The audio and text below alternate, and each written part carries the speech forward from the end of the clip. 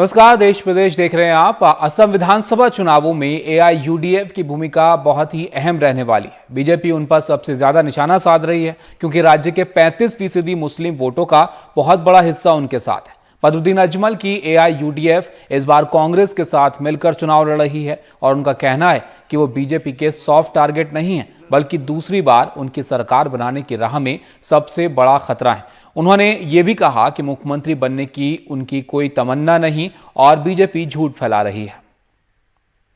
कांग्रेस को पहुंचाने की कोशिश की और आप रियली फील्ड में भी देखेंगे कि कांग्रेस को जो सीटें हमने छोड़ी है। और इनसे ज्यादा बातचीत की है हमारे सहयोगी रत्नदीप ने। आइए सुनते हैं इनका क्या कहना। हर बार मौलाना बदरुद्दीन अजमल एक फैक्टर के रूप में उभर के आया है। आप किंग मेकर बनना चाहते हैं मगर किंग मेकर कभी बन नहीं पाए। इस बार चुनाव में मौलाना बदरुद्दीन अजमल कितना बड़ा फैक्टर होगा, क्योंकि बीजेपी भी आप बीजेपी के निशाने में हैं और बीजेपी आपके ऊपर, देखा जा रहा है जो बयानबाजी है बीजेपी की, उसमें आपके ऊपर निशाना ज़्यादा साध रहे ना कि आपके जो लार्जर एलाई हैं कांग्रेस उनके ऊपर। तो अजमल फैक्टर कितना बड़ा फैक्टर है इस चुनाव में? देखिए, अजमल कभी भी मैंने अपने मुंह से लाइफ में 20 साल में कभी हमने नहीं कहा कि हम जो है वो किंग मेकर बनना चाहते हैं।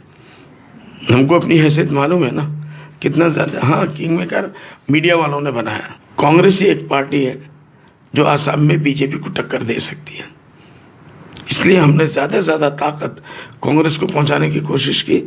और आप रियली फील्ड में भी देखेंगे कि कांग्रेस को जो सीटें हमने छोड़ी है या कांग्रेस ने लिया है, जहां भी 15,000, 20,000, 25,000 माइनॉरिटीज़ के वोट्स हैं, मैं वहां जाऊंगा, कैंपेन करूंगा, उन सीटों को ज़्यादा से ज़्यादा कांग्रेस के लिए निकाल के लाने की हम कोशिश करेंगे। एक ही टारगेट हमारा है कि बीजेपी आसाम से विदा हो जाए।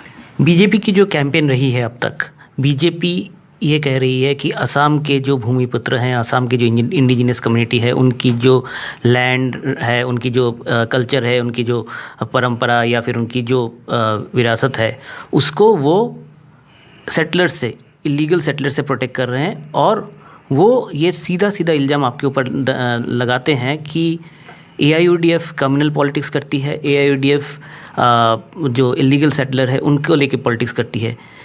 क्या कहना चाहेंगे आप? ये बिल्कुल झूठ इल्ज़ाम है। मेरा पार्लियामेंट का लेक्चर्स है, एक नहीं कई मरतबा के लेक्चर्स हैं कि हम एक भी बांग्लादेशी को आसाम में रहने देना नहीं चाहते। एक भी इलीगल माइग्रेंट्स यहाँ नहीं रहना चाहिए, एक भी बांग्लादेशी यहाँ रहना नहीं चाहिए। 70 साल से यही बांग्लादेशी और देशी के नाम से आसाम में लोगों की हुकूमतें आती रही है, जाती रही है, बदलती रही है। इसको लेकर पॉलिटिक्स के लेकर हमने नहीं, पहले दिन से हमने कहा कि इस मामले को पॉलिटिक्स करना गुनाह है, हम ये काम कभी भी नहीं करेंगे। यहाँ के लोग यहाँ रहेंगे, बाहर के जो है वो बाहर जाए। तो क्या आप बीजेपी के लिए सॉफ्ट टारगेट हैं या फिर आप एक बहुत बड़े थ्रेट हैं बीजेपी के लिए? नहीं, मैं समझता हूँ सॉफ्ट टारगेट नहीं है बीजेपी के लिए। अगर एक टारगेट है, सिंगल वन अगर कोई टारगेट है तो मैं हूँ, सॉफ्ट टारगेट नहीं हूँ। वो चाहते हैं कि इसको सिर्फ ख़त्म कर दो, तो इतना बड़ा 33%, 35% वोट जो है वो एक तरफ ख़त्म हो जाएगा। ऐसी बात नहीं है। कांग्रेस ने 35% वोटों को, हम तो अभी 15-16 साल से आए। इससे पहले कांग्रेस पार्टी इनको लेके खेलती नहीं रही है, बल्कि इनके हितों को रक्षा करते हुए खेलती रही है और वो पॉलिटिक्स में पावर में भी आती रही। तो इसलिए ये नहीं कह सकते कि, लेकिन हम लोग उनके लिए, बीजेपी के लिए मैं थ्रेट हूँ, क्योंकि उनको मालूम है कि ये सारे 33% या 35% ये अजमल साहब के इशारे पे जाते हैं, अजमल साहब की बातें सुनते हैं। तो इन लोगों को डर है, अगर 35% एक साथ में पलट गया तो इन लोगों की कभी भी हुकूमत नहीं बन सकती है।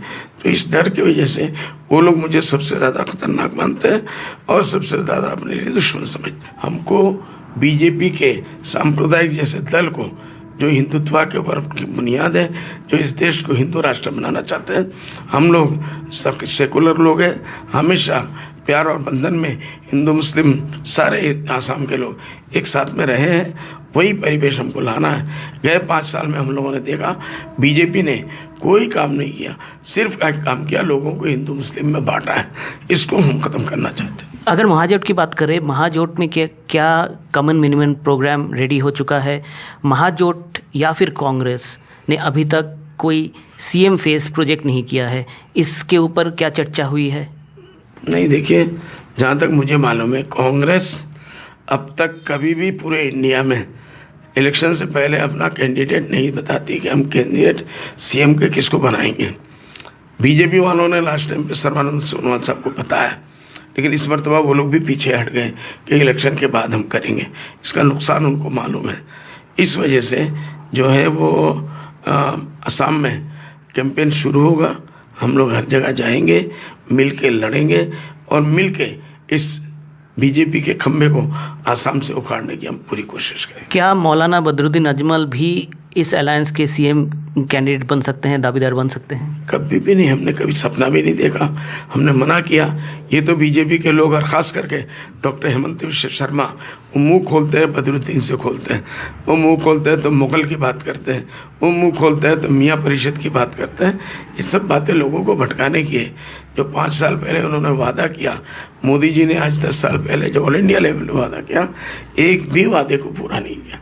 और वो तो इतनी बातें बदलते हैं, मैं नहीं कहूँगा एक प्राइम मिनिस्टर है कि वो झूठ बोलते हैं, इतनी ज़्यादा बातें बदलते हैं कि उनको पहला 1 घंटा पहले वाले लेक्चर में क्या बोला और 3 घंटे बाद वाला तीसरे प्रोग्राम में जाके क्या बोल रहा है उनको याद नहीं रहता।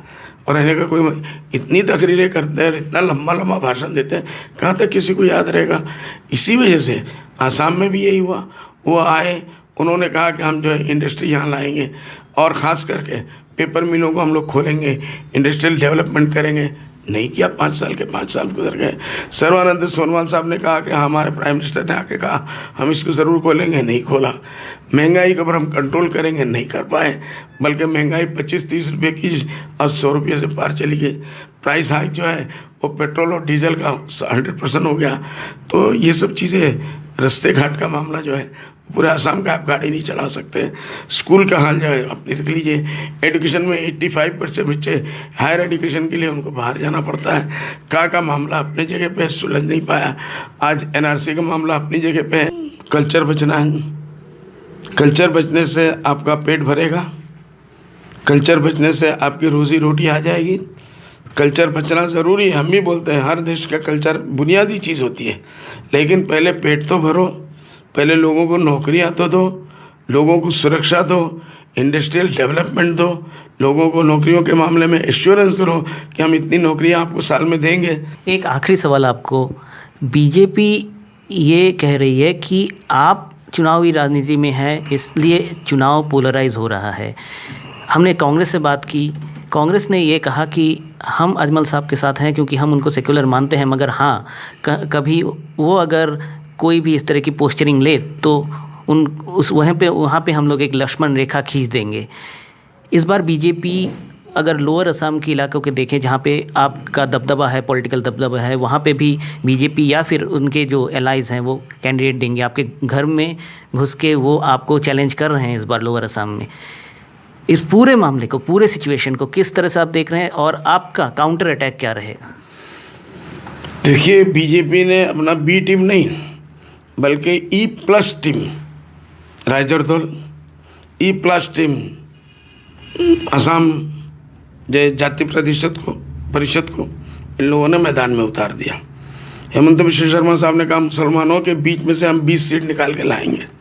पूरी कोशिश कर रहे हैं, लेकिन लोग इतने बेवकूफ़ नहीं है। लोग समझ गए कि रायजरदोल का भी मामला और असम जाति परिषद का, दोनों बी टीम नहीं बल्कि एक ही टीम है, वो प्लस है, एक ही टीम प्लस है। इसलिए लोग समझ गए। और मुझे नहीं लगता आसामी इलाके के सिवा जो हमारे नूरिन ज्योति जी की पार्टी है, तो वो 5000 वोट भी पूरे आसाम में माइनॉरिटीज़ इलाके में नहीं ले पाएगी। मैं आज आपको बोल देता हूँ कि वकील गोगोई साहब ने जिस दिन से मेरे ऊपर फतवा दिया कि बदरुद्दीन जो है सांप्रदायिक दल है, उस दिन से ये क्लियर हो गया कि वो बीजेपी के साथ में है और बीजेपी की बी टीम हिसाब से नहीं, ए टीम एक्सटेंशन के हिसाब से वो काम कर रहे हैं। तो माइनॉरिटी एरिया में जो भी उनका एक उम्मीद था, कहीं 8-10 हज़ार वोट, मेरे ख्याल से 10,000 वोट पूरे आसाम में वो चैलेंज करता हूँ वो नहीं ला पाएंगे। 2-2.5 हज़ार, 3,000, 2-2.5 3,000 से। इसलिए मालूम पड़ जाएगा कि कौन बीजेपी है और कौन बीजेपी की बी टीम है, वो बीजेपी की ए टीम।